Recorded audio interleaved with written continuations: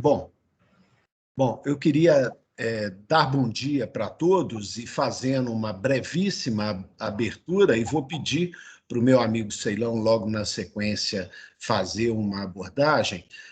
Nós, participando de reuniões do grupo da ALAI, deparamos com uma questão que o professor Bruno bem pontuou, né? Todo mundo acha que conhece a base de cálculo do DIFAL, né? Os advogados vão tranquilamente lidando nessa seara, e o que a gente observa é que, em muitos casos, se deparam com surpresas traumatizantes, né? Quando vai estudar profundamente a questão da base de cálculo do DIFAL, por sinal, desde a Constituição de 88, para contribuintes, isso existia e me parecia que era feito meio de forma maquinal, mas a questão gritou a partir da emenda constitucional 87, quando a questão dos não contribuintes entrou em baila e houve uma alteração aí da partilha de recursos do ICMS, ao contrário do original.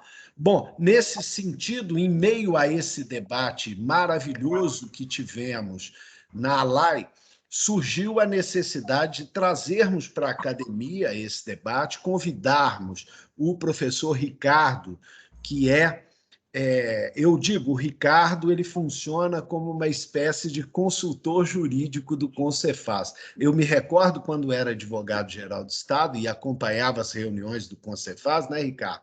E sempre muito bem recebido lá, era a voz técnica dentro do Concefaz e quem normalmente leva os estudos avante. Salvo engano, você no Confaz o gestor técnico, não é?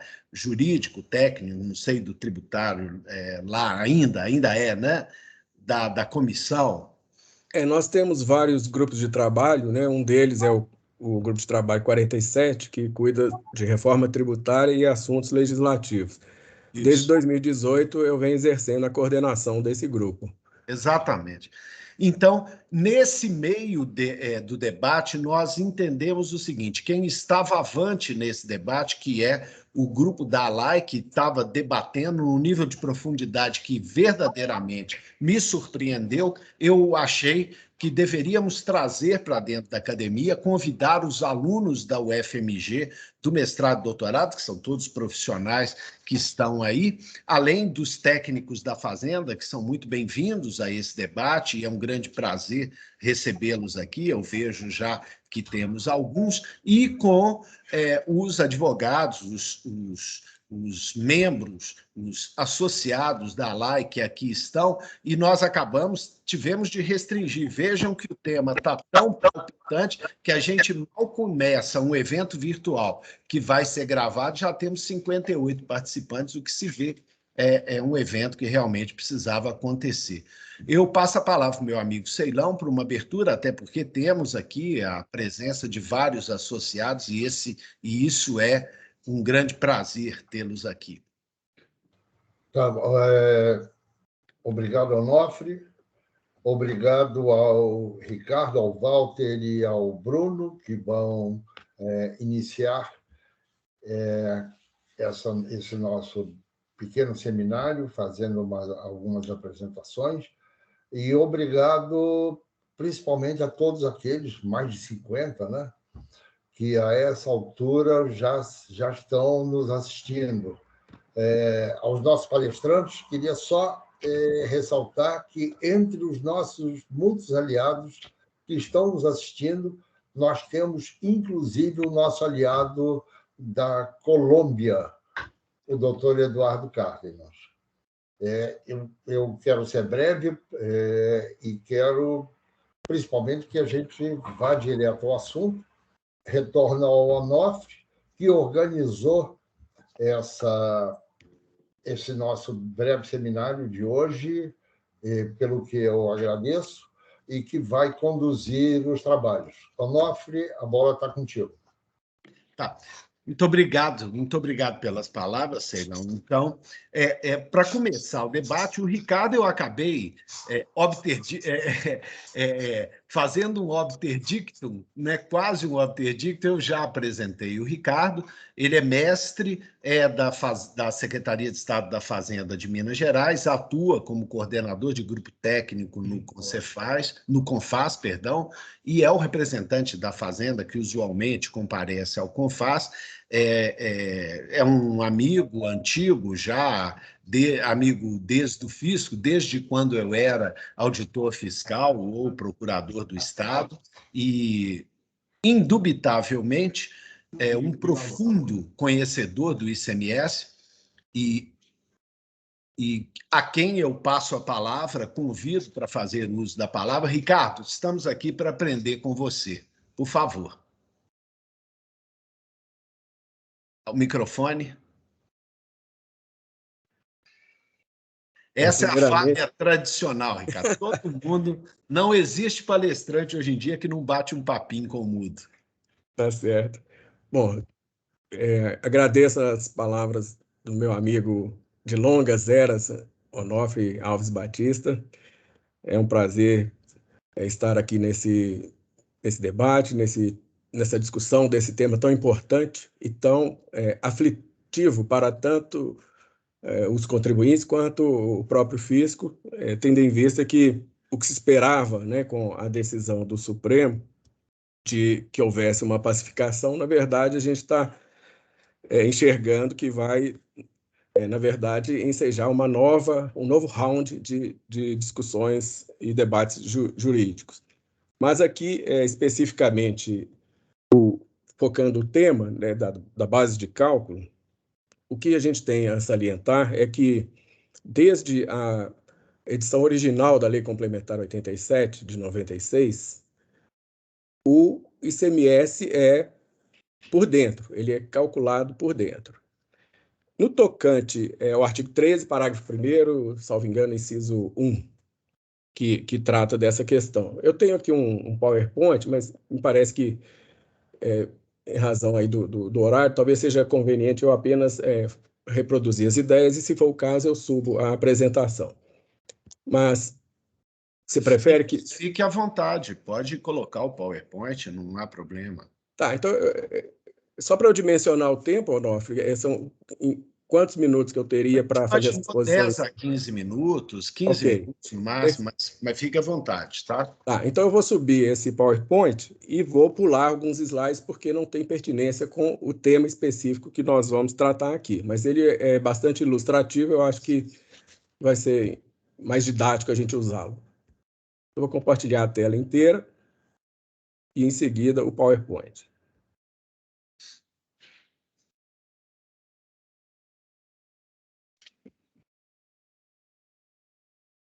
Bom, essa apresentação foi feita no ano passado, então realmente ela não está com os últimos acontecimentos aí normativos que sucederam. Mas no tocante à questão focal que nos interessa tratar aqui, da base de cálculo, não houve alterações em relação a esse ponto.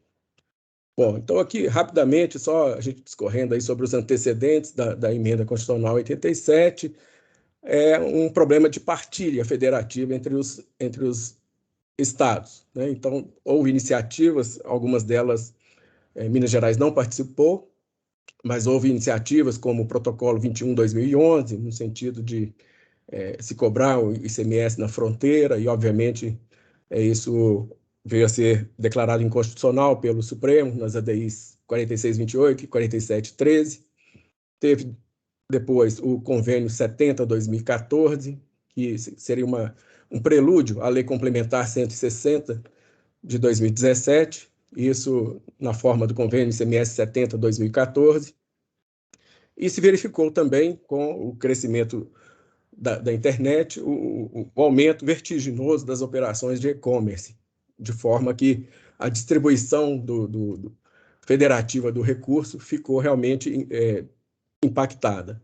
E a solução para resolver esse problema de distribuição de receita é o diferencial de alíquotas. Assim, já o era nas operações entre contribuintes e passou a ter um papel mais importante ainda nas operações a consumidor final não contribuinte, em razão desse crescimento vertiginoso, principalmente do e-commerce.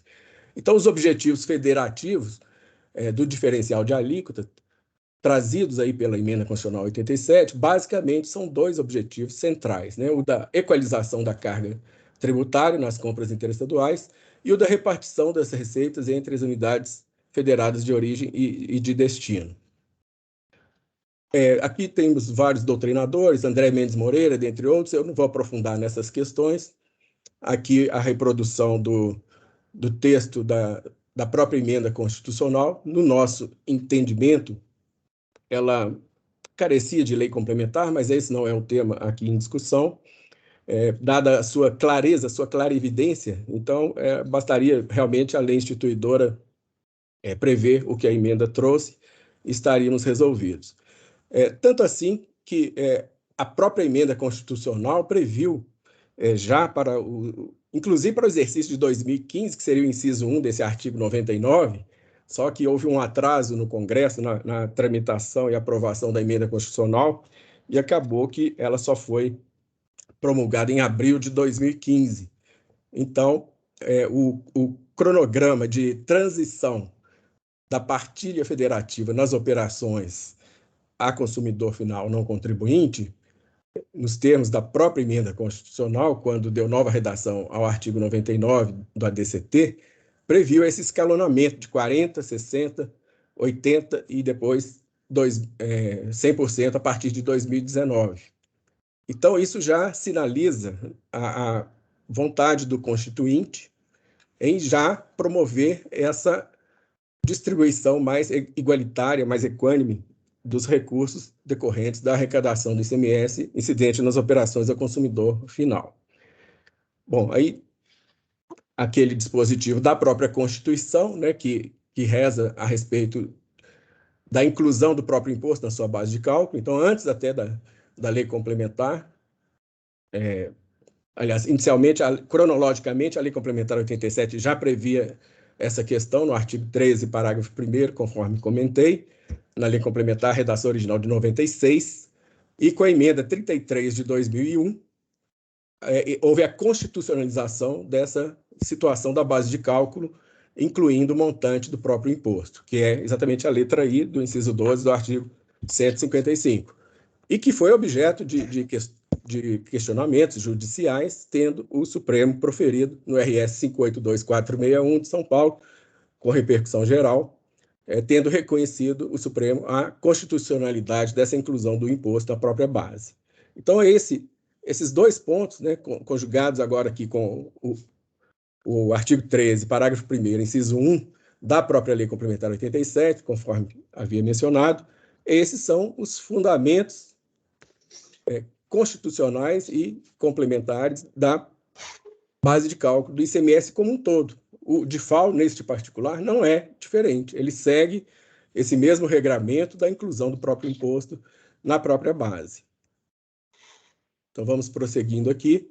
A questão toda é que, aqui não consta dos slides, mas a questão realmente é que, antes da emenda constitucional 87, os estados, ao fazer o cálculo do DIFAL, faziam o cálculo apenas da diferença dos percentuais de, digamos, 18%, considerando a alíquota interna de Minas Gerais, para 12%, a alíquota padrão de compra, de entrada interestadual do Estado de Minas Gerais. Então, essa diferença de 18 menos 12, 6%, era cobrada sem utilizar a técnica do cálculo do imposto por dentro. Essa que foi a grande diferença, a grande novidade que foi implementada pelos estados a partir do Convênio 93 de 2015. Então, quando foi editada a Emenda Constitucional 87 e os estados se debruçaram a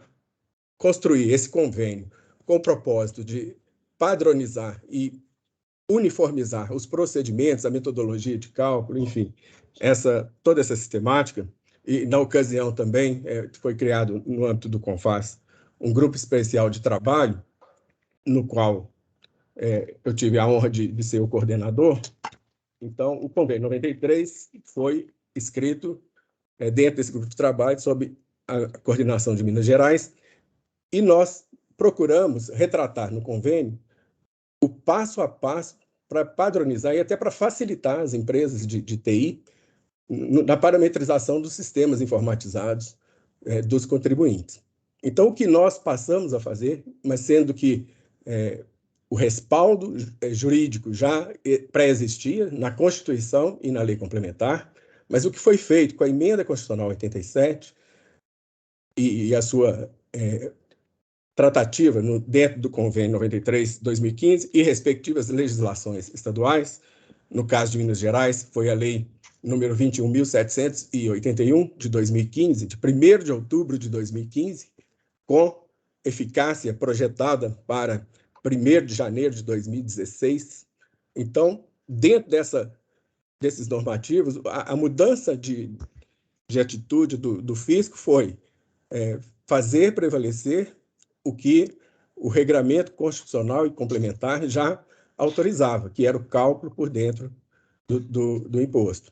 E, a partir daí, dentro da sistemática, dentro da técnica universalmente reconhecida, da técnica do imposto contra imposto, né, em que podemos citar alguns autores que a sustentam, que a defendem, como Alcides Jorge Costa, o próprio André Mendes Moreira, no seu excepcional livro A Não Cumulatividade dos Tributos, para mim, um dos melhores livros de direito tributário do Brasil. E, enfim, dentro dessa perspectiva é que houve essa mudança na forma de calcular, mas que ela não impactava ao consumidor final, ela era indiferente para o consumidor final, considerando o modelo pré-existente à Emenda Constitucional 87, que era o imposto integralmente deferido à unidade federada de origem, ou seja, 18%, no caso de Minas Gerais, né? 18% sendo feito o cálculo por dentro, e com a sistemática da Emenda 87, o mesmo raciocínio, o mesmo montante de imposto é obtido, porém a partilha entre os entes federados, entre origem e destino, é que ficou modificada com o que se chamou popularmente aí de base de cálculo única, porque foi embutido exatamente o imposto com a alíquota a consumidor final do estado de destino, conforme a dicção do próprio texto da Emenda Constitucional. Né? A diferença entre a alíquota interna do estado destinatário e a alíquota interestadual, fazendo-se a aplicação do método de embutimento do imposto, fazendo o cálculo por dentro do imposto, e aplicando-se a técnica universalmente consagrada nos tributos indiretos no Brasil, de técnica de imposto contra imposto e não base contra base, é que se apurou, então, a diferença, o rateio, vamos voltar lá na tela do rateio, é que se apura o rateio entre as unidades federadas. Então, aqui, nós temos o cálculo antes e depois da Emenda Constitucional 87. Nesse slide número 9, nós temos um exemplo com a alíquota interna do estado de destino de 18%, supondo aí uma base de cálculo, ou seja, o valor da operação sem imposto de R$1.000 para facilitar as contas. Então, nós temos aí na segunda linha do exemplo de cálculo, né, 1.000 dividido por parênteses 1 menos 0,18, fecha parênteses. Essa operação, dividir por 1 menos a alíquota, essa é a clássica fórmula de embutimento do próprio imposto na sua base. Então, é isso que, matematicamente, traduzindo, né, aqueles comandos lá da Constituição e da própria lei complementar, que prevêem o cálculo por dentro, traduzindo isso em termos matemáticos, é exatamente essa expressão aqui, dividido por 1 menos a alíquota que se deseja embutir, e aí você tem o embutimento do próprio imposto na base. E, em seguida, se calcula, se aplica a própria alíquota, no caso aqui 18%, que é a alíquota interna de Minas Gerais, para se obter o valor do ICMS devido nessa operação. Então, neste exemplo, o ICMS devido, considerando R$1.000 de valor sem imposto, 18% a ser embutido, o valor do ICMS é de R$219,51.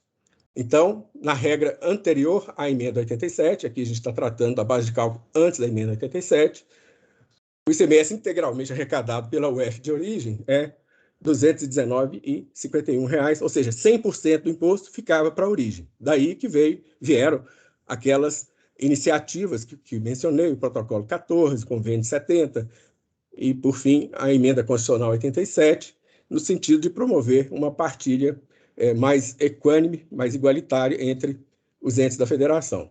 E o cálculo depois? O cálculo depois, lembrando que estamos a tratar exclusivamente de operações interestaduais a consumidor final não contribuinte. O cálculo depois, então, usando a mesma metodologia, aqui nós temos 2 exemplos de cálculo da partilha, conforme a alíquota interestadual seja 7%, que é esse exemplo que está na tela agora. Então, neste caso, a gente verifica que o imposto total é R$ 219,51, ou seja, é o mesmo valor total do imposto anteriormente cobrado. E, com o rateio, considerando aqui um estado que tem alíquota de entrada a 7%, como seria o caso de uma operação originária de Goiás para Minas Gerais, então o que fica para a origem seria a parcela aqui de 85,37 e a parcela que vai para o destino, aliás, uma operação de Minas Gerais para Goiás, né? É o contrário, desculpe. Então, o que ficaria para o estado de Goiás, nesse exemplo, para o estado de destino, em que a alíquota interestadual seria 7%, ficaria para a origem 85,37, para o destino 134,14, quando antes ficava 0, né, no exemplo antes da emenda constitucional, ficava tudo para a origem, os 219,51, e passou a ficar 134,14. Então, basicamente, aqui já um outro exemplo, como se fosse uma operação com 12%, com a alíquota interestadual de 12%, seria o caso, por exemplo, de uma operação de São Paulo para Minas ou de Minas para São Paulo, o raciocínio seria o mesmo, desde que a alíquota interna de ambos os estados fosse de 18%. Então, aqui verificamos que o mesmo valor total do ICMS, R$ 219,51, é obtido, só que muda o rateio. Esse rateio fica em torno de 73,17 para o destino e uma parcela maior, já que a proporção aqui sobe para 12, né, o que fica na origem, em vez de 7, fica 146,34 para a origem. Então, basicamente, o que a gente sustenta é que, considerando aqueles preceitos, aqueles comandos constitucionais do cálculo do imposto por dentro, considerando a técnica universalmente consagrada do imposto contra imposto, ou seja, você apura o imposto devido ao destino, o imposto da origem, e faz a diferença do imposto já calculado. Depois, obviamente, de feito o embutimento da base em obediência fiel ao comando constitucional e da Lei Complementar 87, no seu artigo 13, parágrafo 1º, conforme comentamos. Então, assim, basicamente, em relação ao que diz respeito à base de cálculo, a estrutura do cálculo e do raciocínio que nós tratamos foi essa. Em relação à comparação, se fossem feitas operações entre contribuintes e não operações como estão retratadas aqui no slide, a consumidor final não contribuinte, tem uma diferença no cálculo? Gera uma diferença no cálculo? Sim, gera uma diferença na partilha, porque aí também já são situações em que não foram tratadas na emenda 87 e que já vieram consagradas já anteriormente pelos estados. Qual que é a diferença? A diferença está focalmente nessa diferença de embutir o imposto aplicando a alíquota de destino, aplicando-se ao embutimento a alíquota interna do estado de destino, conforme o comando constitucional, conforme nós lemos lá agora há pouco, exatamente lá no parágrafo 2º, inciso 7, a diferença entre a alíquota interna do estado destinatário, né, exatamente isso, porque aqui a emenda 87 só tratou das operações a consumidor final não contribuinte. Então, a sistemática de cálculo entre contribuintes, ela resulta numa diferenciação da partilha em função desse fator, porque o imposto que é embutido no cálculo de FAO entre contribuintes é o da alíquota interestadual e não o da alíquota interna a consumidor final. Essa é a diferença básica. No entanto, o que isso impacta? A carga tributária final fica a mesma, fica inalterada. O que altera é a partilha entre os entes. Em termos práticos, a adoção desse critério, desse que estou mostrando aí na tela, a não contribuinte, resulta em 0,8% a mais do imposto para o estado de origem, do que resultaria se a gente fizesse o cálculo na sistemática mesma aplicada aos contribuintes, entre contribuintes. A diferença básica é essa, sendo bem direto e objetivo. Então, uma questão de partilha, né, de repartição de receitas. E, só finalizando aqui também essa exposição inicial, né, lembrando aqui que a questão nossa aqui é focar na discussão da base de cálculo. Aqui tem outras considerações que a gente trouxe sobre técnica do imposto contra imposto, mas isso, acho que nesse fórum em que nos encontramos com pessoas da mais alta qualificação, a gente não precisa ficar tratando desses detalhes. E, se for o caso, a gente volta a esses pontos específicos aí que foram objeto da DI 5464, a DI 5469 e do próprio RE 1287-019. E eu não, só aproveitando, Onofre, que estou com a palavra, você não poderia deixar de comentar também a respeito da questão aí da anterioridade noventena, né? Assim, a gente está discutindo base de cálculo, mas exatamente se a base de cálculo for considerada que houve eventual inovação e tudo, temos aí visto alguns advogados, alguns juristas sustentando que teria que ser aplicada a anterioridade noventena. No nosso entendimento, conforme reproduzimos, não há essa situação, porque sempre a Constituição, sempre a Lei Complementar, 87, desde a sua redação original, previu o cálculo por dentro do imposto.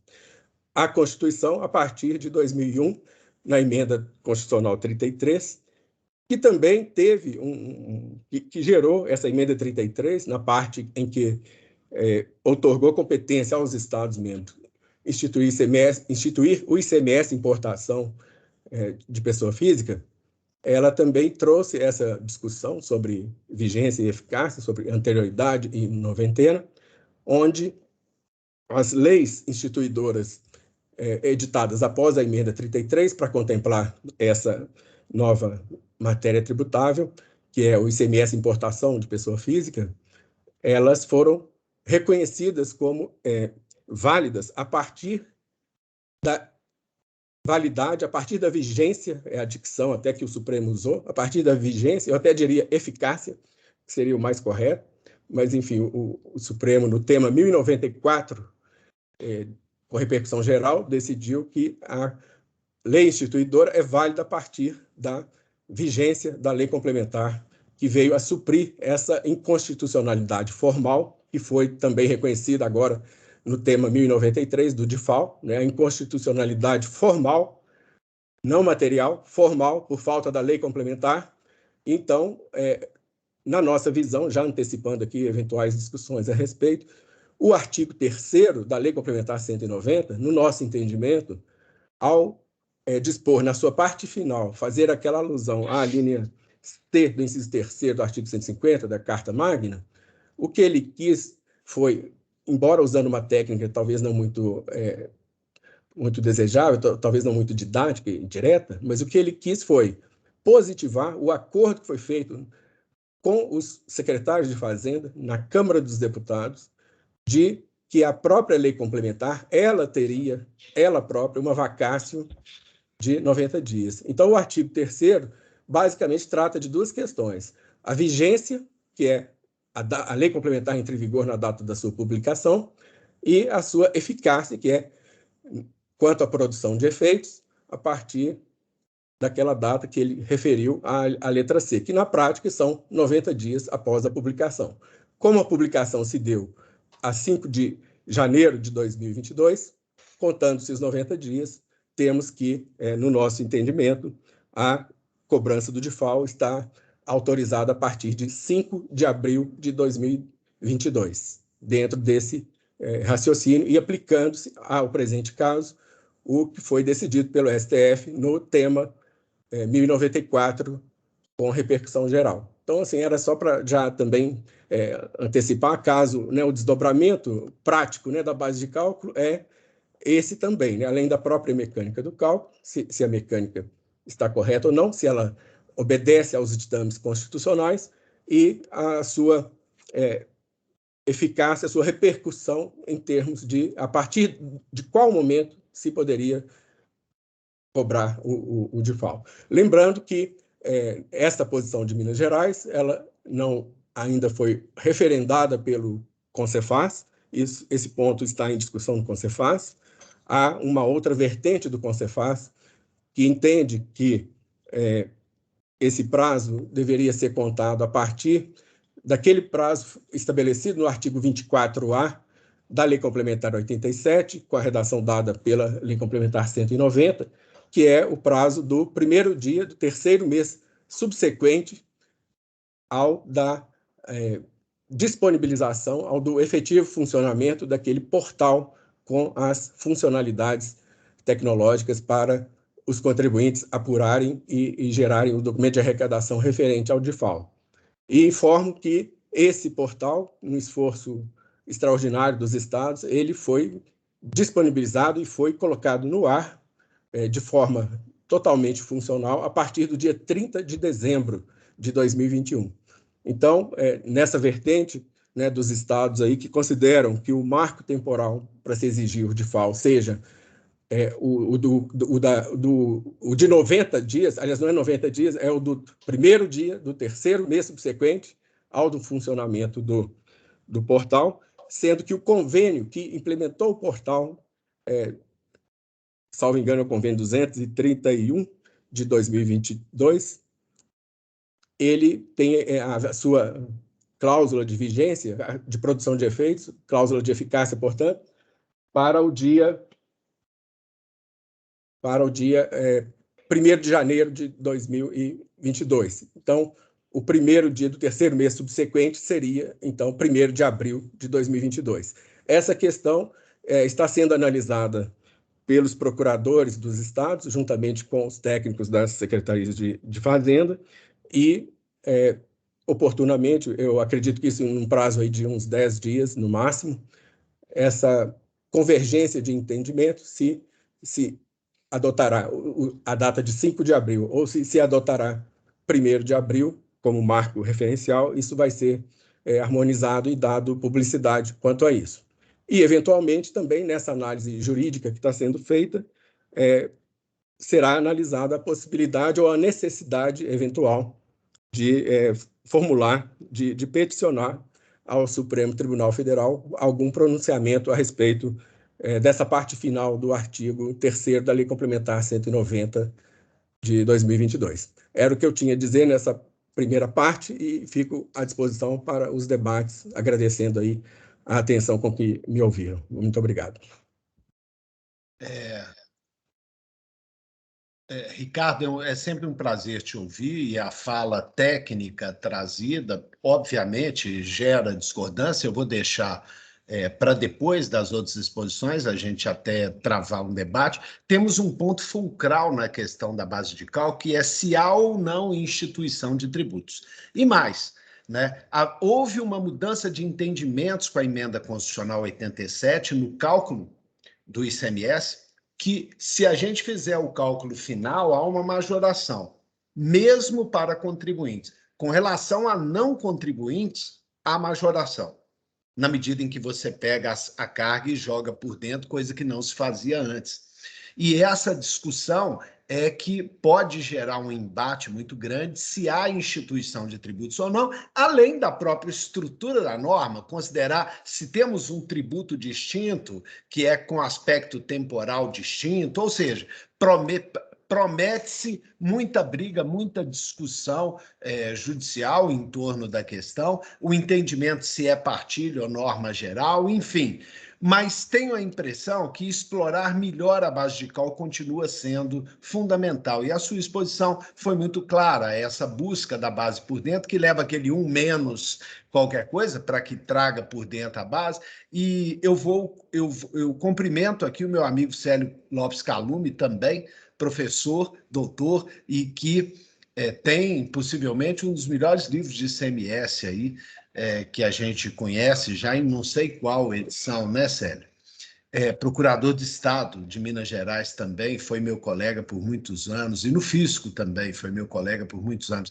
Eu peço a vênia de vocês para passar a palavra para o Pedro, por uma brevíssima abordagem, para a gente até equilibrar, deixando, né, o Ricardo mais à disposição, tendo em vista que era uma exposição mais pelo lado do fisco.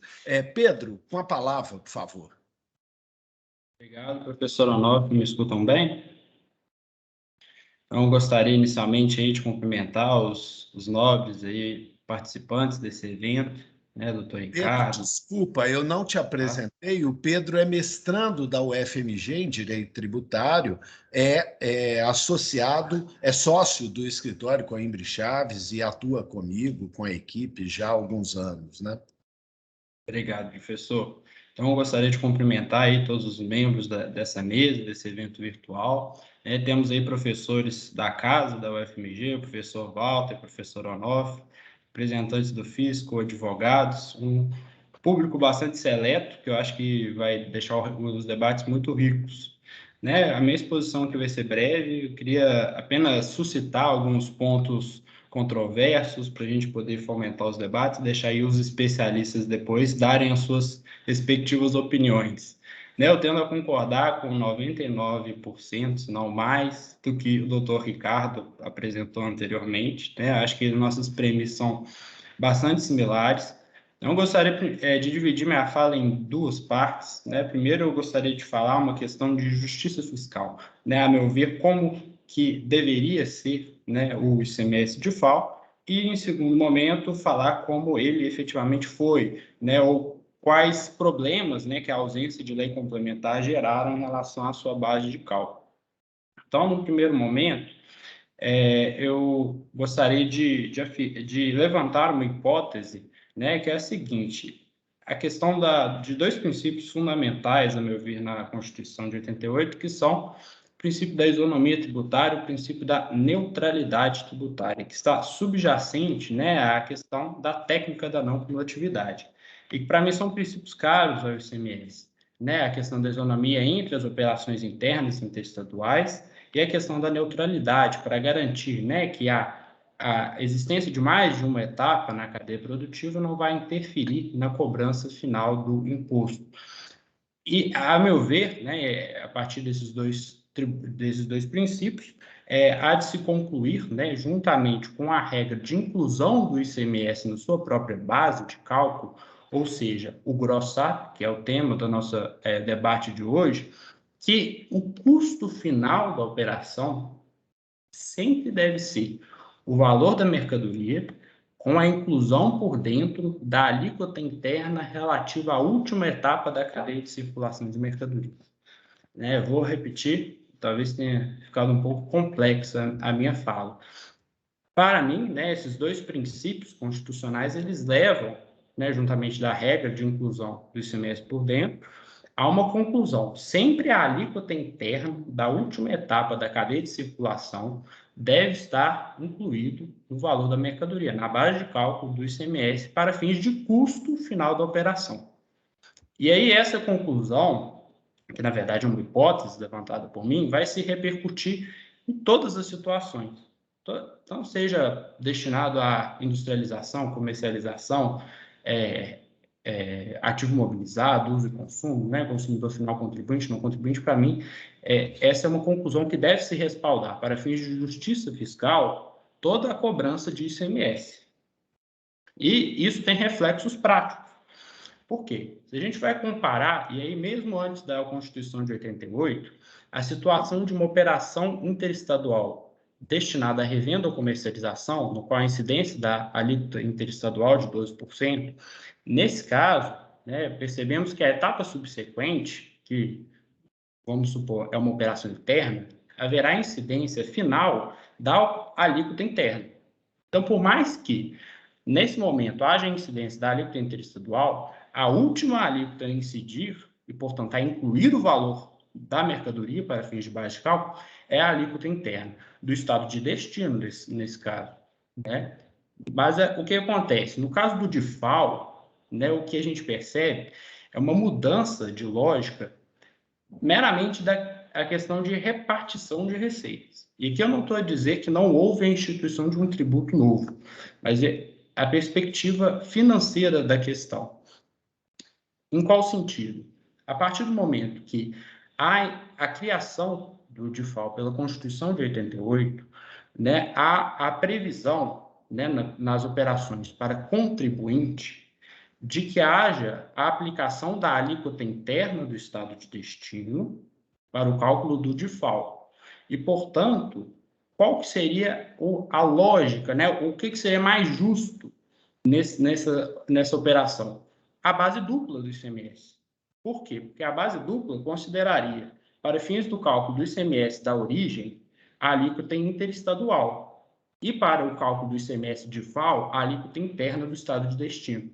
Então, vejamos bem, a Constituição de 88 apenas modificou, né, transferiu uma receita que era do estado de origem para o estado de destino, mas manteve-se dentro da base de cálculo a alíquota interna, o que antes, né, nessas operações, considerava a alíquota interna do estado de origem, passa-se a considerar a alíquota interna do estado de destino.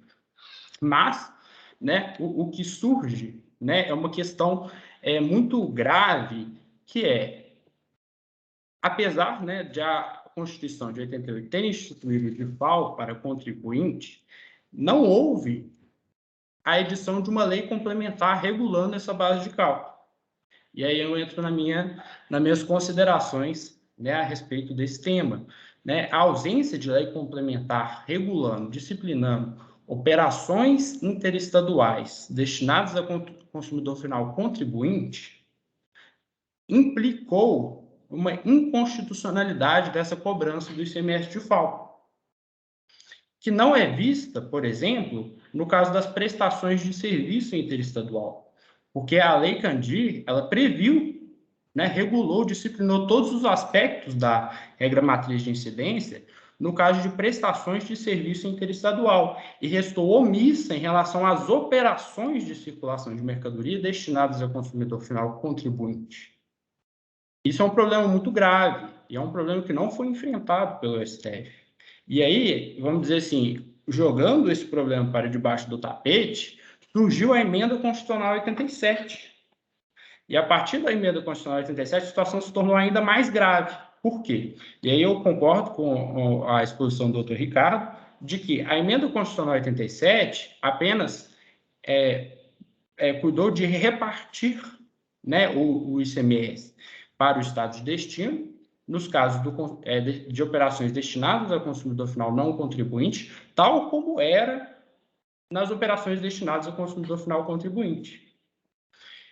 Então, criou um regime semelhante, mas não idêntico. Por que não idêntico? Porque o que percebemos é que há uma diferença na base de cálculo dessas duas operações, né? Na operação destinada a contribuinte e não contribuinte. Por quê?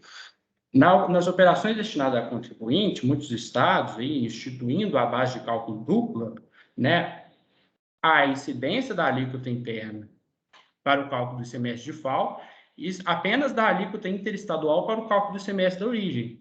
É o que é a denominada base dupla. Já no caso do não contribuinte, houve a instituição e até a previsão no convênio 93, a despeito, né, da ausência de lei complementar, o convênio 93 veio disciplinar essa questão, prevendo uma base de cálculo única majorada.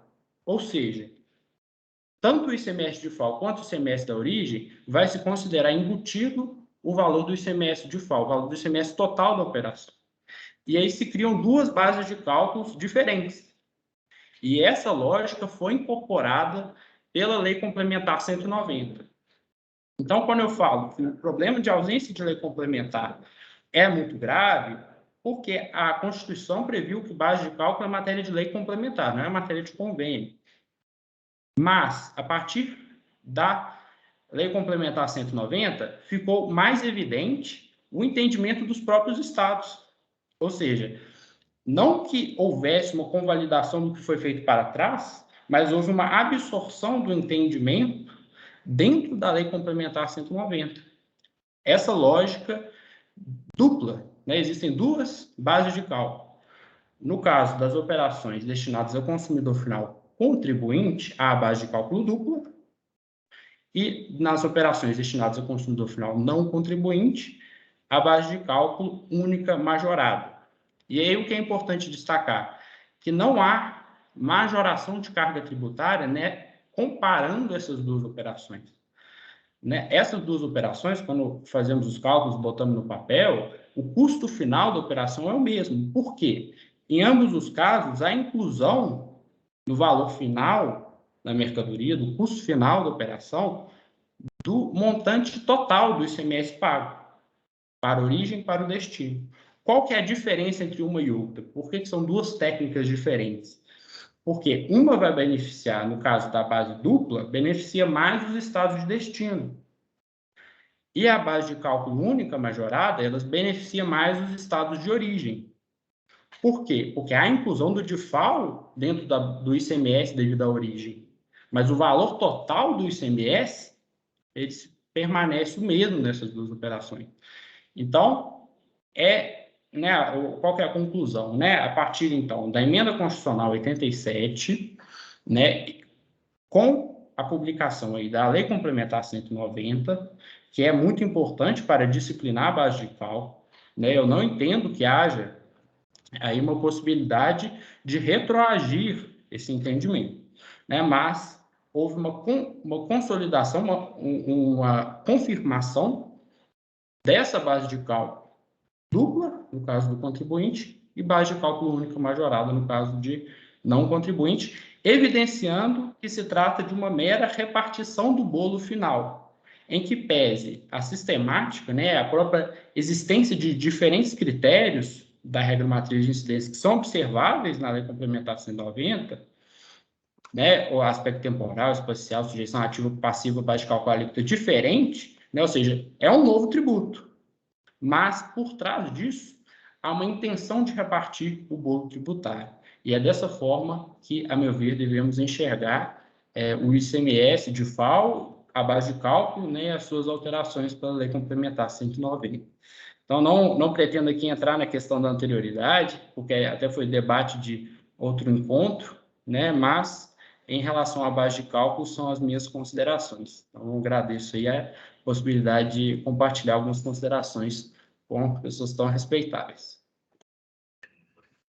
Bom, Pedro, eu agradeço e vou até chamar depois, quando todos exporem, a gente facilitar o debate, colocando uma questão levantada pelo Pedro, é o seguinte: se lei complementar era fundamental e nós temos várias opções e condições para traçar a base de cálculo, é possível dizer, então, no que o Pedro levanta, que há inconstitucionalidade da cobrança para contribuintes em lei complementar, né? Na medida em que a disciplina aparece agora. A outra questão, eu estou levantando a hipótese, né? É a hipótese para discussão. A outra questão que se coloca é que, em que pese existam dois tratamentos diferentes para contribuinte ou não contribuinte, consumidor final, e em que pese, no final, a conta dá a mesma, né? Há uma alteração no mecanismo de partilha. Uma hora fica mais com o estado de origem, outra hora fica mais com o estado de destino, conforme a base, o que elucida,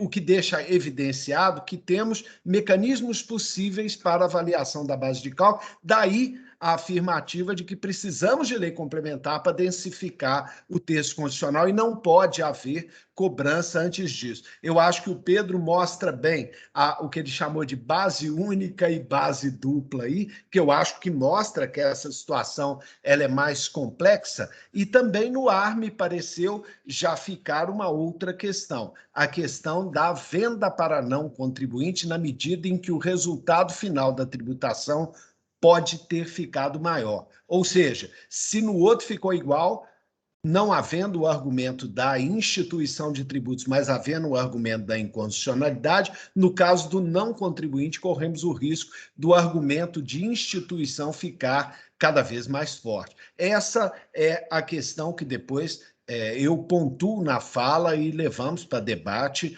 e passo a palavra rapidamente, para eu não atrapalhar mais do que já atrapalhei, para o meu amigo Walter de Souza Lobato, professor da UFMG, conhecido de todos também, já um amigo antigo e que também se debruça na questão, que mesmo após tomar a vacina para a Covid e ter a nítida sensação de que um caminhão havia o atropelado, fez um esforço maior para aqui estar com a gente. Walter, que é mestre, doutor e de todos conhecido, né, da UFMG, e também advogado, com a palavra, meu caro.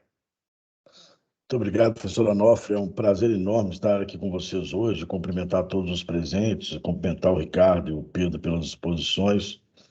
De fato, a vacina me deu uma atropelada grande aí nos últimos 2 dias, mas eu não poderia deixar de vir aqui pela importância do assunto e pela honra de receber esse convite de alguém que eu tanto admiro como o professor Onofre. Eu acho que eu tenho muito pouco a acrescentar diante do que já foi praticamente exaurido aí pelo Ricardo e pelo Pedro, né? Que faltou um item na qualificação do Pedro, que é membro da ABRADETE Jovem e responsável pelo grupo de estudos que começa lá esse ano. Eu acho que a gente está diante de um grande dilema. Se antes a gente tinha uma discussão de base dupla bastante acentuada em alguns estados, né, sobre a constitucionalidade ou não dela, acho que o professor Onofre colocou bem que a gente está diante de um grande dilema, né? Os próprios estados acho que estão diante de um grande dilema. Porque se nós estamos a dizer que houve a instituição, seja de um novo tributo, seja de uma nova regulamentação via lei complementar, nós vamos ter uma discussão muito elevada sobre a anterioridade. Eu fiquei sabendo aí que os estados vão se antecipar, o que eu acho muito importante até a medida, e levar ao Supremo ou uma DI, um próprio pedido naqueles autos já julgados sobre o artigo 3º. Mas vejam, acho que a gente pode expandir um pouco mais essa discussão, porque se nós entendemos que a lei complementar criou um tributo novo, chamado de DIFAL, ou 2 hipóteses sobre o mesmo tributo, com mudança de aspecto temporal, ela tinha que regular a base de cálculo, como fez. E ao regular a base de cálculo, eu então determino quanto ao passado que eu não tinha respaldo em lei complementar, que a Constituição é clara que eu preciso regular por lei complementar a base de cálculo. Fora a questão do ICMS, então, que eu chamo de lei integrativa ou federativa da lei complementar, ali também eu tinha uma instituição de base de cálculo, portanto, eu precisava regular por lei complementar. E aí, se isso acontece, eu até posso permitir a base dupla, mas eu preciso que ela esteja prevista numa lei complementar. Não tem como a gente fugir desse assunto. Por mais que você já tenha debatido aí a questão da anterioridade, esse assunto ele precisa voltar, porque, para mim, ele pode ser o ponto de divisão da história, né? Sei que a lei complementar na Constituição, e até tenho estudado isso muito, tem funções diferentes. Entendo, como o Ricardo muito bem colocou, de que a gente deveria estar, ou está, num assunto muito mais de direito financeiro, de repartição de receita, Mas quando, de alguma maneira, eu passo a entender que há uma base de cálculo distinta, eu preciso discutir os aspectos da anterioridade e do prazo nonagesimal. Eu não consigo fugir disso na medida que eu estou criando uma regra nova ou uma regra diferente para essa repartição, e que vão dar resultados diferentes do que então eles davam. O segundo ponto que eu acho também muito relevante sobre essa matéria, e aí voltando um pouco, eu sempre reclamei da base dupla na ausência de lei complementar. Com a lei complementar, eu tenho muitas dúvidas se eu posso reclamar da base dupla. Porque, vejam, quer dizer, reclamar, eu gosto de reclamar sempre, o Ricardo sabe disso. Mas vejam, eu também reclamo do tributo calculado por dentro. Mas ele está lá, é uma previsão de base de cálculo. Não acho que é a melhor técnica para fins de transparência fiscal, etc., mas está lá a previsão. Então, eu tenho uma tendência a achar que a base dupla, hoje, respeitado, na minha visão, anterioridade, prazo nonagesimal, e aí eu concordo que o atraso na sanção presidencial trouxe um gravíssimo problema para os estados, gravíssimo, totalmente dispensável, né? Era totalmente desnecessária essa discussão atual, se não houvesse esse atraso na sanção. O mais difícil se conseguiu, que foi aprovar a lei complementar aí já quase no recesso legislativo. Mas eu tenho muita dificuldade em, primeiro, ao aceitar a previsão em lei complementar, ao aceitar que a lei complementar poderia criar este critério de repartição, incluindo a base dupla, não entender de que nós tivemos uma instituição, ou que a lei complementar, muito mais do que integrar o sistema, como eu já debati com o professor Onofre, da lei instituidora com a lei complementar, quando eu aceito que ela traga essa base, ela passa a fazer parte da própria instituição do tributo. E, portanto, eu tenho que trazer de volta a discussão da anterioridade do prazo nonagesimal. Se nós estivéssemos falando, como até chegamos a discutir, simplesmente, se é que isso pode ser simples, da ausência formal de lei complementar para uma determinada cobrança, como foi o caso da emenda constitucional 33 do ICMS na importação pessoa física, eu acho que ali a lei complementar tem uma função. Aqui me parece que a lei complementar teve uma função adicional, que é a do artigo 146, que é o estabelecimento de base de cálculo. E se assim o é, se eu permito que essa base seja assim, eu tenho que considerar que é uma lei complementar diferente daquela que aperfeiçoa o sistema ou integra a federação, como é a lei complementar do ICMS e do ISS. Eu só queria fazer essa observação, professor Onofre, para a gente poder aí fomentar os debates, sem prejuízo de poder voltar quando a gente estiver discutindo o tema. Obrigado, meu amigo. Muito obrigado. Ouvi-lo sempre é muito bom. Eu passo a palavra para o Bruno Ventura, que aqui está brilhantando o nosso encontro aí, né? O Bruno é advogado também, advogado do Bichara, do grupo da LAI, né? Aliado da LAI. O Bruno tem LLM em Direito Tributário em Georgetown, é graduado, pós-graduado pela Getúlio Vargas também. Eu passo a palavra, Bruno, agradecendo a boa vontade de estar aqui também no debate com a gente. Palavra sua. Tá ótimo. Em primeiro lugar, muito agradecido pelo convite, de estar presente ao lado de pessoas tão qualificadas, pessoas que, inclusive, contribuíram para a minha formação através de estudos, palestras, enfim, me sinto muito honrado de fazer parte dessa apresentação. E eu acho que nunca uma frase ficou tão atual como uma frase, um trecho de uma letra do Cazuza, que a gente vive um museu de velhas novidades. E o DIFAL, eu acho que é mais um exemplo disso. É algo que todo mundo já sabia, mas aparentemente há diversas novidades a respeito do tema. A apresentação do Ricardo, eu acho que ela foi muito interessante, principalmente na parte em que ele introduziu o cálculo. E o primeiro ponto para colocar aqui em discussão para vocês é o seguinte: eu acho que a premissa básica do cálculo do DIFAL, etc., é que a operação interna, como interestadual, a carga tributária ela tem que ser exatamente a mesma. Então, colocando numa base de 100 e você fazer o cálculo por dentro, numa operação interna, o valor total daquela operação vai ter que ser 121,95, e se ela for interestadual, invariavelmente, o valor total dessa carga tributária tem que ser 121,95. Porém, o grande problema aqui no qual que eu vejo é o cálculo com relação à partilha do DIFAL. Como o doutor Ricardo colocou, a grande discussão é qual montante fica para o estado do destino. Antes, como a gente... E aqui eu gostaria de segregar o tema em 2 pontos.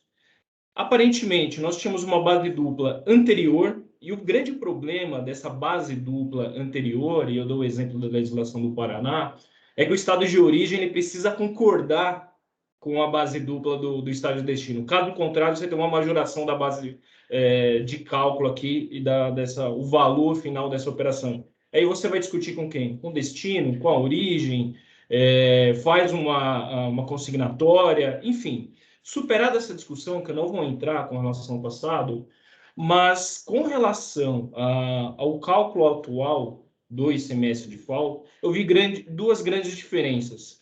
E uma delas foi colocada pelo doutor Ricardo. Fazendo uma comparação com a legislação do Paraná, ele começa a operação dele numa operação interestadual de 12%, colocando lá na base 1.000, que o doutor Ricardo colocou, subtraindo o 120, que é a aplicação da alíquota interestadual, para achar o valor da operação, e aí ele faz o gross-up da operação, de modo que, no final desse cálculo, ele tenha 73,81 de um imposto, colocando na hipótese da base 1.000 do Dr. Ricardo. Porém, no cálculo que o Dr. Ricardo projetou na tela, ele não faz essa subtração do valor da alíquota interestadual, ou seja, há uma diferenciação da base dupla antiga para a base dupla atual. Ele começa o cálculo por dentro a partir da base 1.000. E qual que é a grande diferença disso? A gente não está falando mais de 73 para o estado do destino, a gente está falando para 81, salvo engano. Eu fiz o cálculo aqui rapidinho, era só para colocar números exatos aqui para fomentar a discussão, mas enfim, depois eu volto nesse tema aqui, mas a partir do cálculo do Dr. Ricardo, a gente chegaria num valor um pouquinho majorado para o estado de destino, e subtraindo com o valor total da operação, você teria uma repartição de receitas.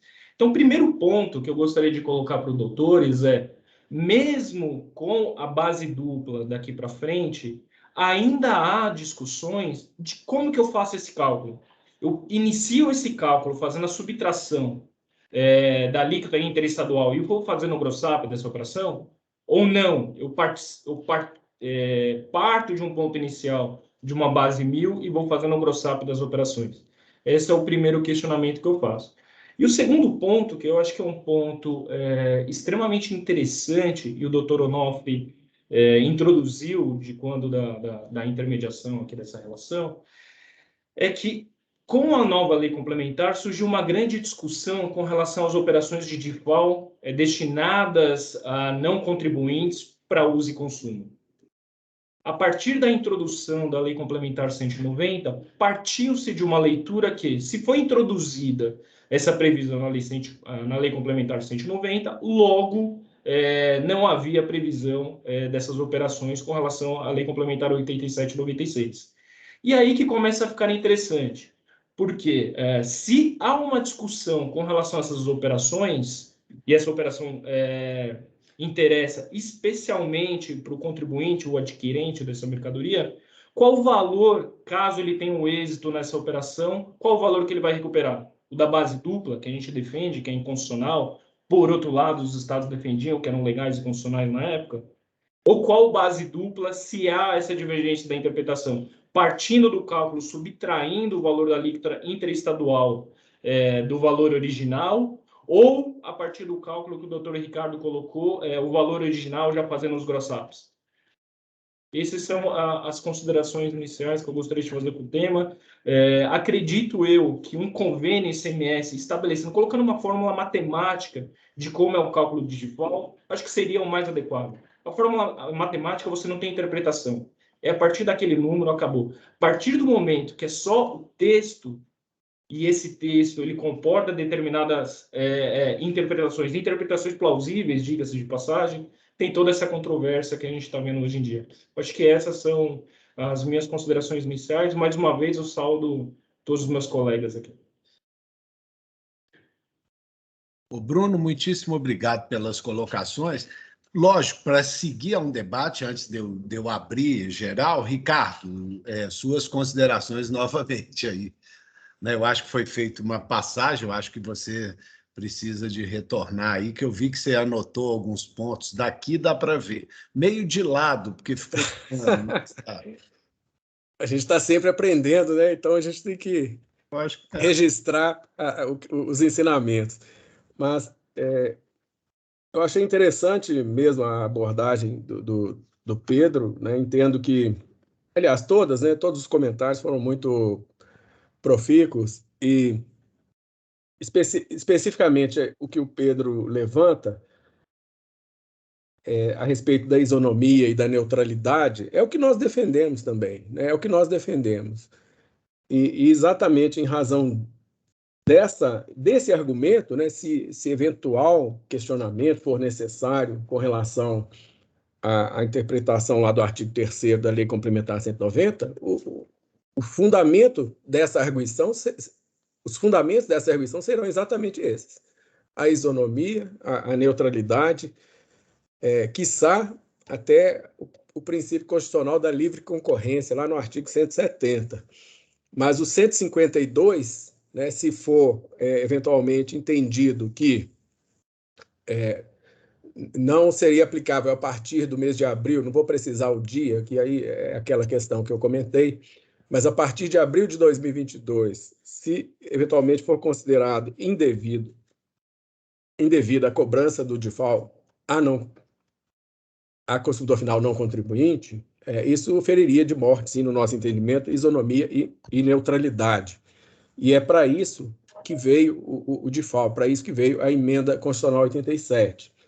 Com relação enfim, a essa discussão também aí de que seria uma instituição de nova base de cálculo, eu acho que a gente tem que voltar no tempo e lembrar que, logo após a emenda constitucional 87, os estados, a maioria dos estados, e falando por Minas Gerais fez publicar a Lei 21.781, de 1º de outubro de 2015.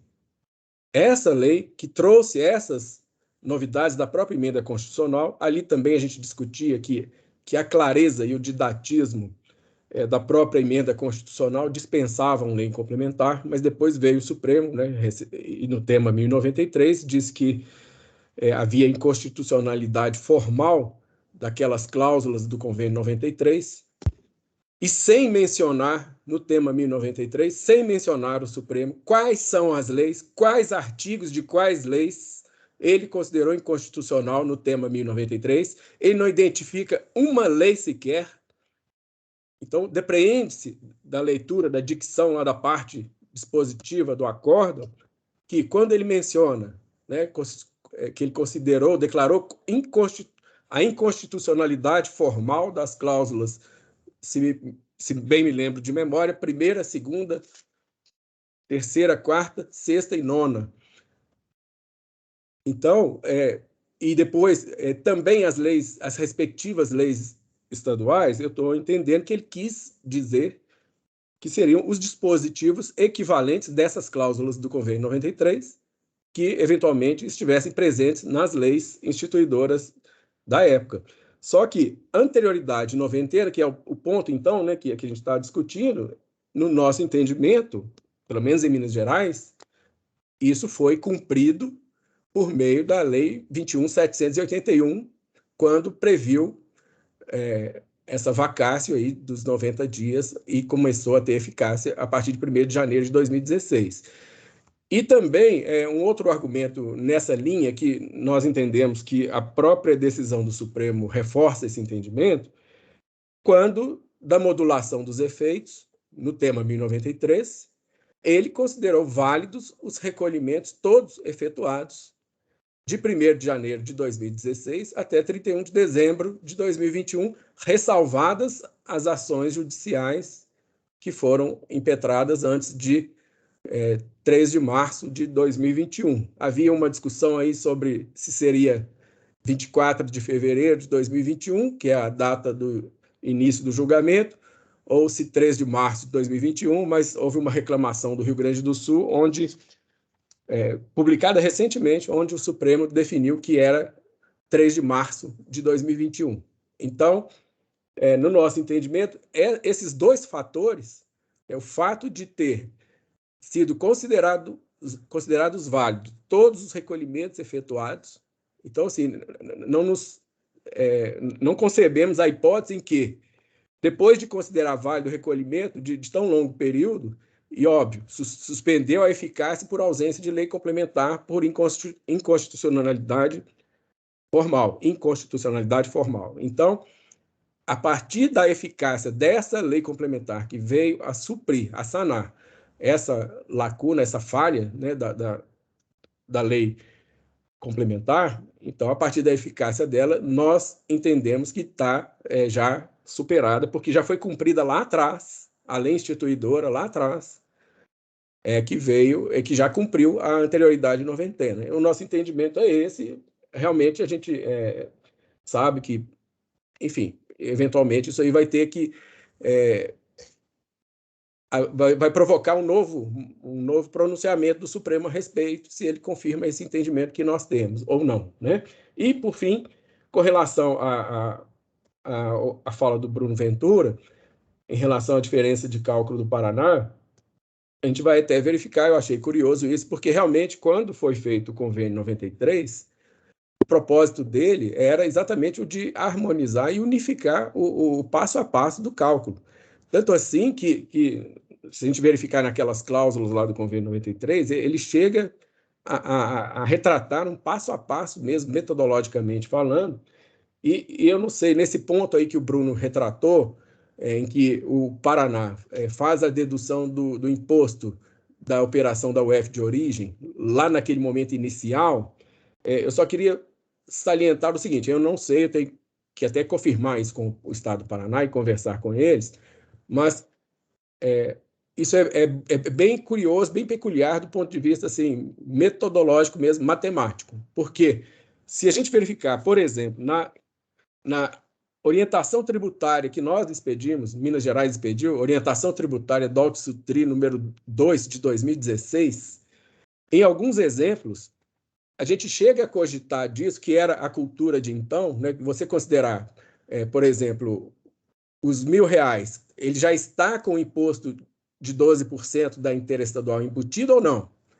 Então, a gente ali, se você verificar no passo a passo que a gente exemplifica, a gente tem esse cuidado de explicitar, olha, se nos R$ 1.000, até o exemplo 1, no item 1.3.1, nós fazemos exatamente isso que você falou.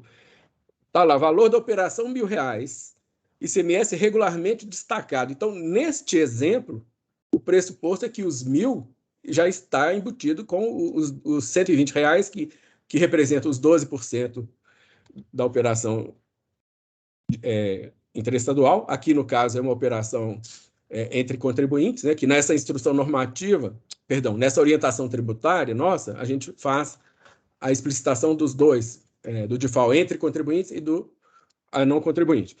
Então, ali a gente didaticamente indica que, se o imposto estiver embutido, você tem que excluir, para daí, então, você fazer o embutimento da alíquota, aí você acha o imposto com a alíquota embutida da etapa primeira, e depois você faz o mesmo cálculo da etapa segunda, e aí sim, imposto contra imposto, lembrando sempre, né, defendido por André Mendes Moreira, Alcides Jorge Costa, Roque Carrasa e outros, imposto contra imposto, aí você, pegando o imposto de um menos o imposto do outro, você apura qual que é o valor do DIFAL. Então, assim, é só essa explicitação metodológica que talvez a gente tenha que elucidar, porque, em princípio, não era para haver diferença entre o Paraná ou qualquer outro estado e o cálculo feito por Minas Gerais. Essa era a finalidade do convênio 93 e essa é a finalidade do convênio, salvo engano, 232 também, que a gente fez, que o CONFAS, né, o CONFAS fez publicar também. Tem o 231, que é o do portal, ou vice-versa, agora eu não sei se eu estou confundindo os números, mas, enfim, eram as observações que eu queria falar. Acho que são extremamente pertinentes todos os argumentos que foram levantados, mas, realmente, assim, nós acreditamos que, tendo em vista que o Supremo Tribunal Federal referendou os recolhimentos efetuados de janeiro de 16 a 31 de dezembro de 2021, que ele superou essa questão da anterioridade em noventena, em relação, inclusive, à base de cálculo, porque a lei instituidora de Minas Gerais está totalmente adaptada à Lei Complementar 190. Na verdade, a Lei Complementar 190, por assim dizer, foi um upgrade, né, da hierarquia da norma em relação ao Convênio 93, né, porque foi isso que foi feito, a não ser o acréscimo lá do artigo 24A, que foi o portal, que foi realmente uma situação nova, que não prevista, mas que também já estava em efetivo funcionamento, porque os contribuintes, as secretarias de Fazenda já tinham as suas plataformas de informática para viabilizar o cálculo do imposto. Então, na verdade, o que houve foi uma organização disso, uma hospedagem disso tudo centralizada pela Secretaria de Fazenda do Rio Grande do Sul, que gentilmente está prestando esse serviço à federação, e desde o dia 30 de dezembro esse portal já é operacional. Muito obrigado aí pela possibilidade do encontro e da participação com mentes tão brilhantes e num tema tão importante que eu acho que é exatamente com esses debates que a gente consegue esclarecer, ou pelo menos expor o ponto de vista do fisco, né, para que vocês não tenham dúvidas sobre o que nós entendemos e quais os fundamentos desse nosso entendimento, e aí sim, se houver divergência, nós vamos ter que amadurecer e chegar a um ponto em comum de entendimento. Muito obrigado. Ricardo, muito obrigado mais uma vez. Apenas por ter aparecido incidental, não sendo o tema aqui, nós temos um debate que sobra muito curioso, né? Você fala assim, temos lei ordinária e lei complementar, e temos norma, que é o que surge da conjugação ou da interpretação sistemática do arcabouço legislativo. A instituição de tributo se dá na lei ordinária, na lei complementar, ou quando a norma institui tributo, com a conjugação da lei complementar e lei ordinária. Esse debate e o debate subsequente de estar havendo ou não constitucionalização superveniente de uma norma que foi editada antes de haver lei complementar é um debate que ainda vai prometer profundas reflexões, sobretudo porque a anterioridade vai estar condicionada ao momento em que há instituição do tributo. O Ricardo caiu, mas voltou aí, né? Sobretudo porque vai estar condicionada ao momento em que há instituição de tributos, né? Eu não adianto a minha posição, mas está aí as colocações que efetivamente vão gerar debates para o futuro aí, mas sempre chamando atenção. Lei, norma, resultado final, e o debate aí está feito possivelmente como mais um embate na sequência dessa questão, e, mais uma vez, lamentamos, né, porque não publicaram a norma antes de 1º de janeiro. Né? A gente chega ao seguinte, assim, imagina o nível de judicialização e insegurança que uma porcaria de um atraso desse pode causar. Né? Bom, Walter, Pedro e Bruno, considerações aí também. Com vocês. Eu queria falar um ponto que eu acho que é muito relevante e que o Ricardo levantou, que eu acho que é uma discussão muito mais ampla. Né? Na questão do convênio 93, eu não lembro se depois dele, eu acho que teve um novo convênio esclarecendo alguns itens, mudando inclusive a redação do 93. Mas isso eu deixo para o Ricardo. É o 153 de 2015. Exato. que tratou da hipótese quando há benefício fiscal na origem ou no destino. Exato. E aí isso tem uma repercussão no cálculo, se esse benefício é legal ou não, né, dentro do arcabouço normativo do CONFAS, e isso depois também tem repercussões com a Lei Complementar 160, ele interfere no cálculo. Se for um benefício considerado ilegal, mesmo sob a égide da Lei Complementar 160, a maioria das unidades da federação não considera esse efeito lá no cálculo. E aí é cobrado o DIFAL, por exemplo, quando Minas Gerais é o destino, sem considerar aquela redução na origem. Então, isso implica na recuperação daquele imposto que deixou de ser cobrado ilegalmente pelo estado de origem no estado de destino. Isso é um outro reflexo que eventualmente poderia ser analisado. Ricardo, Desculpa teve aí. o 152. Que é um absurdo, né? Porque você dá com uma mão e tira com a outra e altera a partilha, né? O que acaba alterando a partilha, né? Você fala assim, você dá um benefício e acaba levando mais da partilha feita com relação a isso, que é um absurdo interfederativo que eu estou falando, não é nem com relação ao contribuinte, né? E teve o 152 também, não teve, Ricardo? Que ele esclarece exatamente essa neutralidade que o Bruno reclamou do Paraná não aplicar.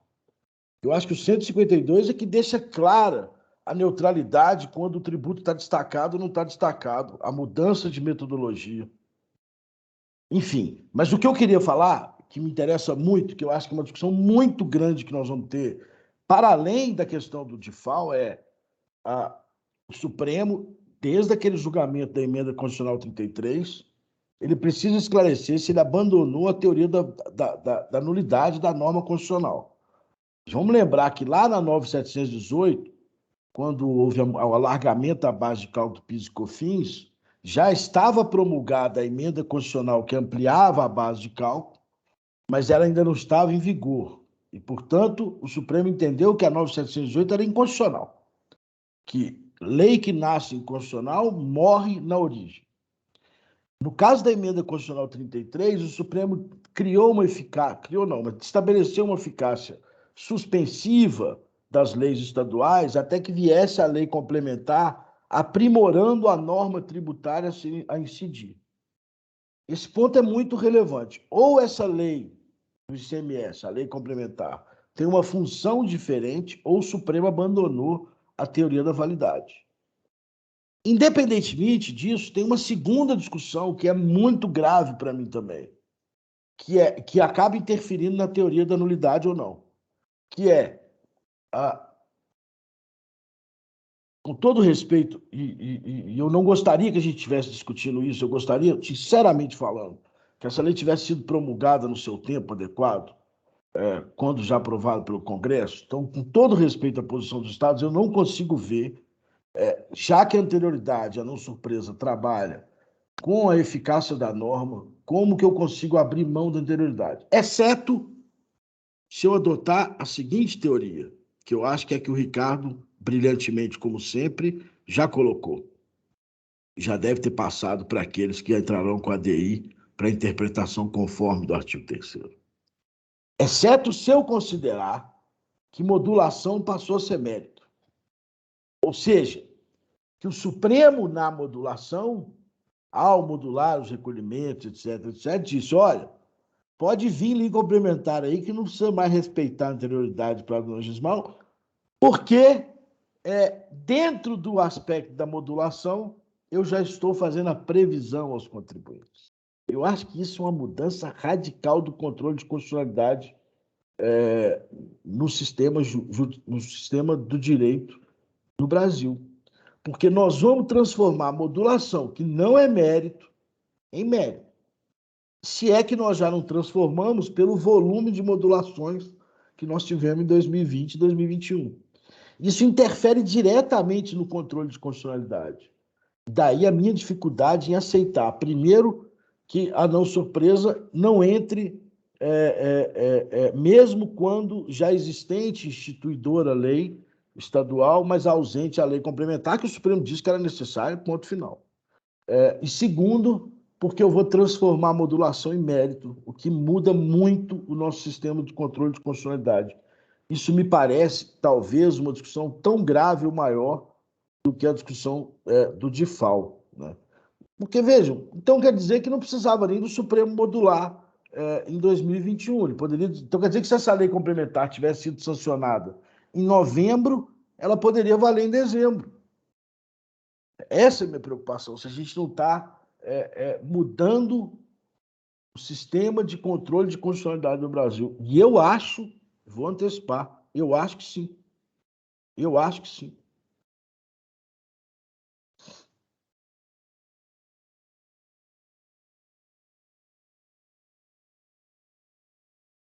Agora fui eu, papinho comum. Bruno, alguma colocação adicional também? Eu acho que todas as apresentações aqui foram ótimas. Longe de resolver a lei complementar 190, eu acho que ela trouxe ainda um pouco mais de insegurança, tanto para os contribuintes como para os estados. Acho que, como o doutor Ricardo colocou, acho que a discussão sobre a base dupla, aparentemente, ela está perto de uma solução, acho que está perto de um esclarecimento de qual vai ser o valor de partilha entre os estados. Eu acho que só essa questão que eu acho que ainda resta fundamental, a gente ter um esclarecimento de uma norma complementar, de qual que é o cálculo, qual que é a fórmula matemática que os contribuintes deverão adotar. Que, como é uma repartição de receita, eu acho que no final das contas pouco importa se vai ser para o estado de origem, para o estado de destino, do ponto de vista do contribuinte, obviamente. Então, eu acho que essa é uma discussão que está perto do final e imagino que muito em breve a gente vai ter um esclarecimento sobre esse ponto. Bom, eu questiono dos participantes se alguém quer fazer alguma pergunta brevemente. Eu acho que com o avançado da hora, vamos fazer aí. Quem quiser, por favor, levante a mão, alguma questão, consideração que queira levantar, por favor.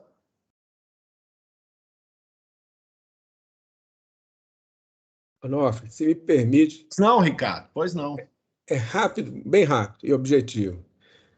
É a questão da partilha entre os estados, a partilha federativa entre os estados, ela já foi, já houve uma provocação ao Supremo Tribunal Federal no caso do convênio ICMS 51 de 2000, que faz a partilha do ICMS das operações de veículo automotor a consumidor final. E até, na época, quem ajuizou a ADI foi o Estado de Minas Gerais, porque entendia que o convênio não poderia tratar de partilha entre os entes. O convênio ICMS. Então, na época, até a Procuradora-Geral do Estado de Minas Gerais era a doutora Carmen Lúcia, hoje ministra do Supremo, ela que assinou a peça. E, enfim, acabou que com a eleição, era governador do estado Itamar Franco, e com a eleição do governador Aécio Neves, logo em seguida, o Estado de Minas Gerais, logo foi o primeiro ato do secretário de Fazenda, Fuad Noman, na época, foi providenciar a adesão do Estado de Minas Gerais ao Convênio 51 de 2000. E, embora não seja a regra, neste caso específico, essa ADI teve declaração de perda de objeto, ou seja, o Supremo esquivou-se de se manifestar sobre essa constitucionalidade, que, na verdade, a pretexto de disciplinar substituição tributária nessas operações de venda de veículo automotor pela internet, isso no ano de 2000, o convênio 51 de 2000, ele, na verdade, ao dizer qual parcela do ICMS substituição tributária ficava para a origem e qual parcela ficava para o destino, ele foi uma partilha, foi exatamente isso que, de outro modo, a emenda constitucional 87 está fazendo. E mesmo sob a égide da emenda 87, esse convênio 51 de 2000 continua válido e eficaz e produzindo efeitos. Ele é aplicado por todas as unidades da federação. Então, assim, é só fazer essa contemporização de que, realmente, assim, no nosso entendimento, sobreleva a questão federativa da partilha entre os entes, desde que isso não implique aumento de carga para o contribuinte consumidor. E aí acho que está corretíssimo, né, o que o Pedro, isso que eu queria comentar na hora e perdi, desculpe, Pedro, é que quando você reporta a alíquota interna na última operação, você traz à baila exatamente aquele teste de neutralidade defendido por Sacha Calmon, exatamente onde se verifica matematicamente a neutralidade pela comparação da base da última operação multiplicada por sua alíquota com a soma dos recolhimentos do imposto ao longo da cadeia econômica. Se esse valor resultar maior que essa equação da base vezes a alíquota na operação final, caracteriza-se a cumulatividade ou regressividade do imposto. Então, é exatamente o cerne do que nós defendemos. Trata-se a emenda 87, a Lei Complementar 190, o Convênio 51 de 2000, de uma questão de partilha federativa entre os entes. Esse é o nosso entendimento. Muito obrigado aí pela oportunidade de poder expor o nosso pensamento. Muito obrigado, Onofre. Eu que agradeço. O debate vai ficar com uma enorme buraco por causa também da própria decisão do Supremo, quando ele deu pela neutralidade, né? O que você fala assim, a base da decisão do Supremo não era de que era norma de partilha, mas norma geral. Ou seja, nós temos aí, em que pese isso aí aparece incidentalmente, eu só estou botando lenha na fogueira, o fato é que nós vamos ter um debate longo aí, né? E, mais uma vez, eu lamento quanto que um atraso pode causar de demanda ou coisas dessa natureza, né? Vitor Gordilho, por favor.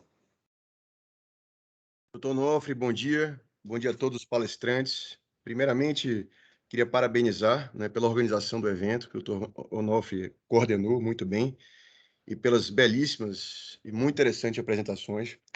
Eu tenho uma dúvida muito simples, na realidade, que partiu de uma discussão que tive aqui com um colega do escritório, após aquela última reunião realizada por nós no início dessa semana, que é a seguinte: a gente está falando sempre, levando em consideração a questão do diferencial de alíquota, ou seja, quanto vai ser devido efetivamente para o estado de destino. Eu me refiro especificamente às operações envolvendo não contribuintes, consumidores finais da mercadoria. Agora, ou seja, há uma dúvida grande sobre a partir de quando a norma deve começar a valer, ou seja, a partir de quando pode ser cobrado esse DIFAL, né, se vai ser a partir de 5 de abril, enfim, o CONFAS tem outros entendimentos. Agora, e com relação à própria alíquota interestadual para o estado de origem, não seria aplicável o mesmo raciocínio, já que, na verdade, o que a Emenda Constitucional 87 implementou foi uma nova sistemática de recolhimento de ICMS nas operações envolvendo não contribuinte, consumidor final de mercadoria. Ou seja, já que se discute a possibilidade de não aplicação do DIFAL somente a partir de 5 de abril, também não se poderia discutir a não incidência da própria alíquota interestadual para o estado de origem, sob o mesmo argumento? Eu acho que não. Eu acho que, na verdade, você aí cai no mecanismo da não cumulatividade, mas eu prefiro deixar o Ricardo responder se ele se sentir confortável. Vitor, me perdoe se talvez eu não tenha compreendido bem a sua pergunta, mas eu a interpretaria da seguinte forma: a sua dúvida é se nesse período da vacácio, ou se reconhecido que não se poderia cobrar o DIFAL previsto na Lei Complementar 190 no exercício de 2022, se isso faria retornar às alíquotas internas anteriores? Não, eu entendi errado, desculpe. Seria, bom, nós advogados estamos discutindo aqui teses tributárias para apresentarmos aos contribuintes, né?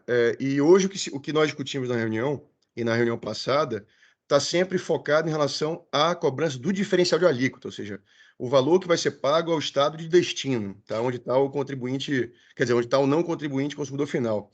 Agora, não se seria possível discutir também, além da não incidência do DIFAL nesse período aí, que eu nem chamaria de vacácio legis, Marílio prefere ineficácia da lei, não seria possível também discutir a não incidência da alíquota interestadual para o estado de origem, já que esse mecanismo foi implementado pela Emenda Constitucional 87 e também, e agora convalidado pela Lei Complementar 190, a gente está diante de uma nova sistemática de incidência do ICMS nas operações interestaduais envolvendo não contribuinte consumidor final, ok?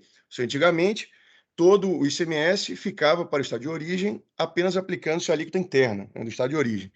A partir da Emenda Constitucional 87, houve a repartição disso para o estado de destino também. Agora, já que se discute a não incidência do DIFAL para o estado de destino, também não seria possível discutir a não incidência da alíquota interestadual para o estado de origem? Vocês não acham que seria possível também um alargamento dessa tese? É isso que eu acho. É como se não tivesse nenhum ICMS dessa operação interestadual nesse período. É porque, na verdade, são duas regras de competência, né? A gente tem a competência do ICMS interestadual para o estado de origem e do ICMS de FAO para o destino. Essa da origem, ela não mudou, né? A competência, ela não é afetada pela inexistência de uma lei complementar, a meu ver. O fato ela está intacta. Ela está intacta. Eu penso como o Pedro também. Senhores, alguma outra consideração, alguma pergunta? Bom, Ricardo, mais uma vez te agradecer demais. Ao Pedro, eu agradeço demais, até porque eu avisei que o Walter estava meio atropelado pela vacina da Covid aí na dose de reforço, né? E ele se disponibilizou a falar numa velocidade enorme. Bruno, muitíssimo obrigado pela sua brilhante exposição. Walter, muito obrigado, que mesmo baqueado e como se tivesse sido atropelado por um caminhão, veio aqui e se disponibilizou a debater com todos nós aqui. Eu queria agradecer muito ao grupo da LAI, que, como foi referido, vinha discutindo essa questão, e eu achei extremamente importante trazer esses pontos, e, sobretudo, o Bruno, né, tinha levantado uma série de questões, trazer isso tudo para dentro da academia, para a gente abrir a reflexão, e acredito que o objetivo de atrapalhar tudo que todo mundo tinha como certo foi atendido, né? Nós não temos certezas, eu acho que ninguém pode afirmar que tem certezas nessa discussão, né? E existem mais dúvidas do que certezas, né? Mas eu tenho a impressão que os dois pontos de vista são muito concretos, muito assentados. E, infelizmente, quando isso acontece, vamos ter uma litigância no judiciário do tamanho de um elefante aí por anos, né? Por causa de uma dormida na sanção, nós devemos ter aí uma litigância caríssima por anos que vai atrair extrema insegurança jurídica para o contribuinte, vai atrair um custo enorme para o próprio fisco na atuação nessa seara. Vimos algumas sugestões postas aí, como o Bruno bem sugeriu, talvez um esclarecimento em convênio CONFAS de algumas coisas, né, Bruno, que ele pontuou muito bem. Vimos uma possível inconstitucionalidade na questão de venda para contribuinte, tendo em vista que haveria falta de lei complementar.